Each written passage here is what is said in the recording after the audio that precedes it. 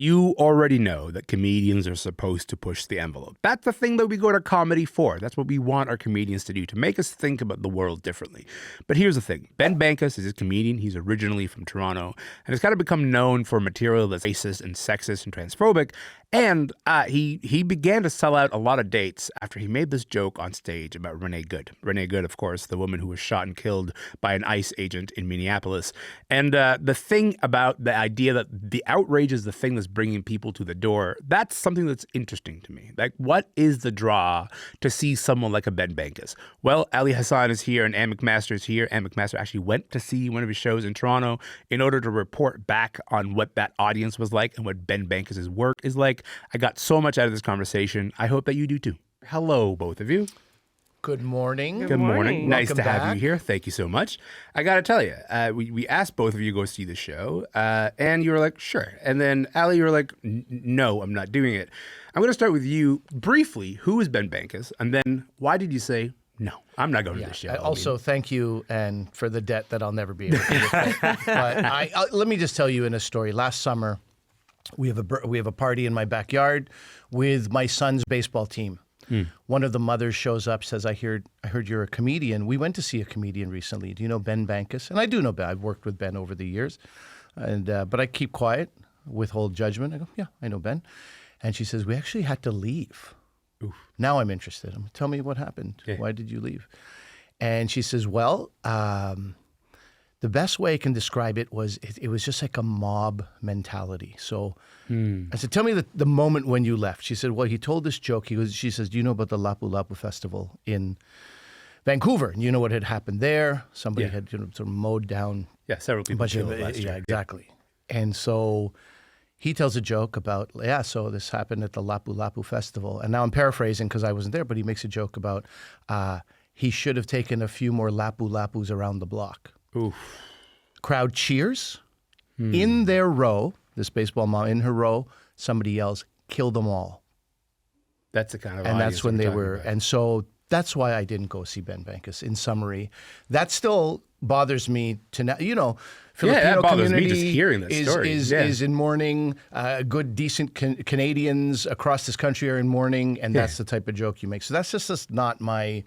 That's not my cup of tea to make a gross understatement. So here's the thing that you and I have in common is like this, when we hear, like the first time that I heard of the Bankas was this sort of Renée Good story, and we'll get to that bit in just a moment, quote unquote. But that was my first time going, I don't think I want anything to do with this. I'm not sure the kind of audience that this person would draw. And thank you for going to the show on all of our behalf, because we did want to talk to someone who was actually like physically there. Talk to me about your experience at the show. What was his performance as a comedian like? What was the crowd like? Tell me. Yeah, well, I mean, first of all, maybe next time you could send me to something sort of more fun, like the dentist. You are owed that. You are owed that, at least. It's okay. I'm working on my self-loathing. Yeah, okay. It was interesting, and I admit there was a bit of like car crash curiosity for me to go see this show. Yeah. What I observed right off the top was, you know, he's a person of size, but he's got a really small stage presence. He takes up very little space on the stage, kind of hangs out towards the back, very little eye contact, like always looking over to the side. And then he's got this big pop that he just dives into. It's almost like his security blanket. The other, I won't comment on what he said, but I can speak to the structure of what he said. So I was going to say, it'd be hard to be like, tell us some of the jokes. I don't want you to do any of that. I already like, I'm not interested. Yeah, of course. Yeah, but what was interesting to me was that there was no self-deprecation in his jokes. Like a lot of comics will warm themselves up to the crowd by making shots at themselves. Yeah. And he didn't do any of that. All of the jokes were what we call punching down. So targeting people with less power, women, immigrants, indigenous, the Bad Bunny show. And it was pretty wild to see this technique that he has where he will drop the most racist, misogynistic line and then wait. And once the audience laughs, he's like, see, then he jumps in. So it was very interesting to watch how he worked the crowd. That sounds like maybe barely working the crowd and hoping for a response from the crowd. But I suppose that's sometimes what that job is. I mean, gotta tell you, Ali, like he's got sold out show in Kitchener next week. He's been moved from next month. Sorry, has been moved from a city-run performance arts center to a private venue because a lot of residents had protested. When CBC reached out to comment for him, I just want to read you this quote. This is a quote. This is a statement that the CBC got from him. Ben Bankas is proving that following your dreams and speaking your own truth resonates with millions of people, even if that truth is seen as harsh or abrasive. As a comedian, what do you make of that? You know, I think Ben, people of his ilk, and there are many other comedians like him, they believe they're speaking truth to power, and they believe at some level that they are some type of, George Carlin, Bill Hicks type of, reincarnation. And this has been said by many people many times. Dude, George Carlin would hate you. George Carlin would absolutely despise you and everything. Those were men who actually spoke truth to power. Power felt ashamed hearing the jokes that George Carlin made about them. He exposed people in power and talked about how they were corrupt and how they were. Going back on what Anne's saying, this is all punching down. This is easy pickings. It's low-hanging fruit.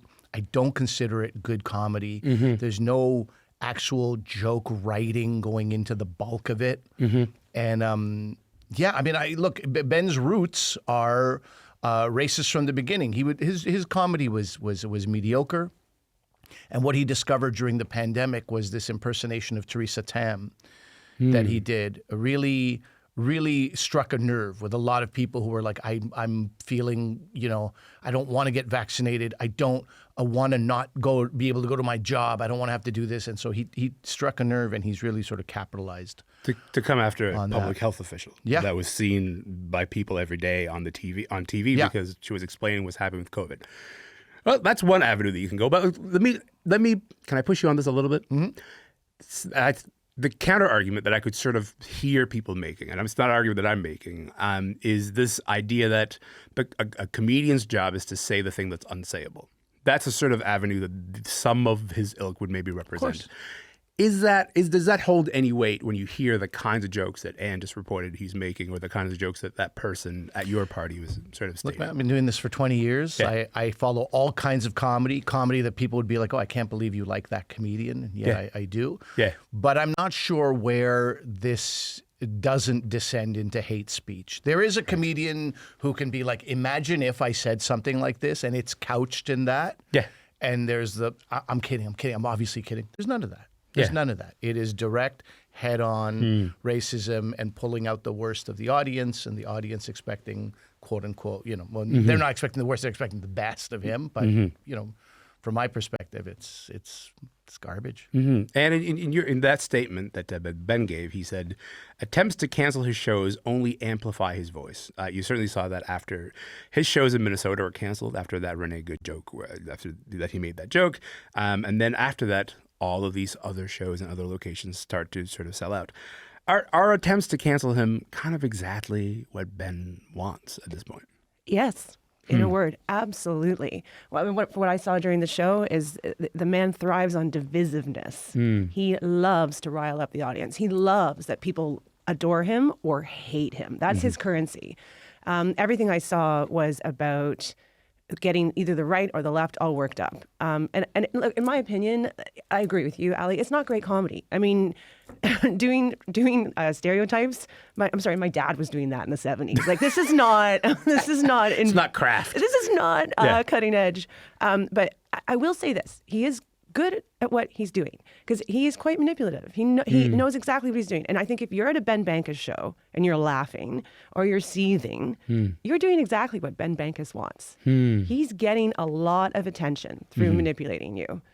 I want to recognize that, like, we've avoided playing a clip until now, and as much as, like, I don't want to give Ben Bankas a larger platform, but I think it's, like, maybe useful to understand what he sounds like and the work that he does. So I'm going to play a brief clip. So here's Ben Bankas in Poughkeepsie, New York, 3 days after Renée Good was killed in Minneapolis. Now for a moment of silence for Renée Good.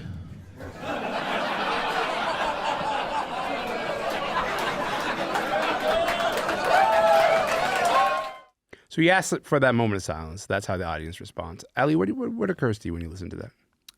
His audience knows that he would never ask for a genuine moment of silence. Yeah. He knows that they know that he knows, right? It's Right. that they're all in the thing together. That's the manipulation that I think Anne's talking about. He knows how to get a reaction from them. He would never ask for a moment of silence. He's relishing in stuff like that. So yeah, it's going exactly to plan. I guess like the larger story is the sold out shows, right? Like the idea of like seeing those kinds of moments and then people going like, I want to go see that in person. And what was the crowd like at that Toronto show that you went to?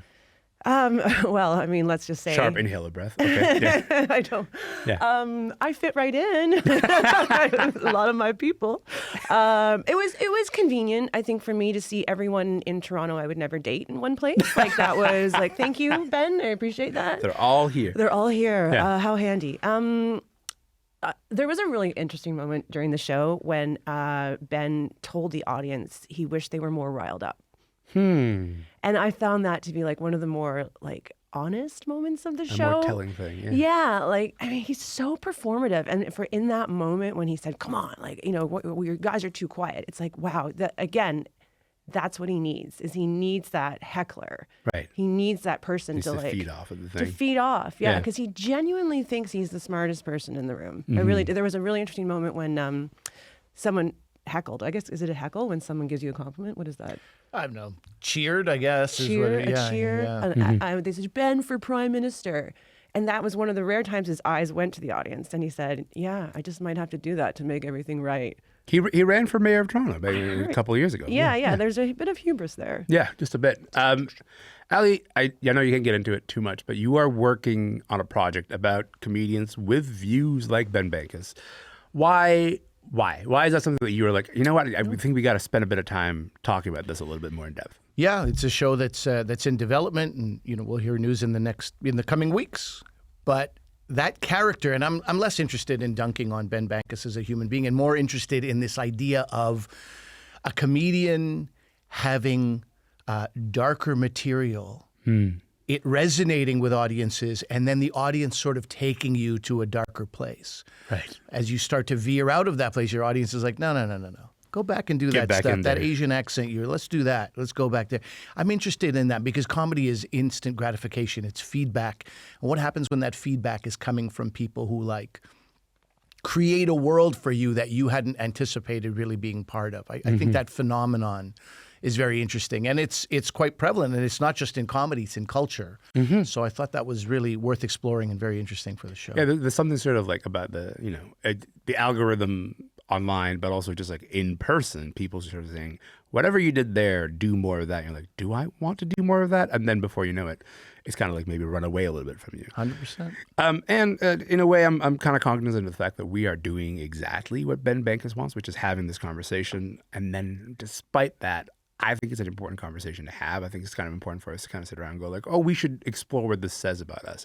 Why do you think it's important for us to sort of like sit here and sort of talk about this Ben Bankas phenomenon and act and the fact that he, in fact, is selling out shows? Yeah, I think that's a really great question. I mean, I went because it was important for me to get out of my echo chamber. But I was alarmed, I think, by what I saw. And it was for me, I think, a reminder like, love is stronger than hate, right? We have a responsibility to show up, and to seek out the people who are humanist, who are curious, who are empathetic. It was a reminder to me of how important that is now. And look, Ben, he might call me a snowflake, and that's fine. I'm Canadian. I know the power of snowflakes. Yeah. That's real. That's really real. Ali, last word to you, pal. Why is it important for us to keep having this conversation, even though Ben is like, he probably kind of wants this? Yeah. I mean, look, yesterday, I guess, as we record this, a representative, Republican, Randy Fine, in a sitting, senator in Florida, said, if the choice is between dogs and Muslims, it's an easy choice, right? Paraphrasing his tweet. That's the reality I live in. Right, that's what my kids have to grow in, where we've normalized that type of talk. I won't speak for you, Elamin, but that's where we're at. That's what I see, and that's what's normalized. Nobody's coming at him. He's still got a job. So I feel like it's my responsibility to work towards what I want to see, which is a world with less hate, not more.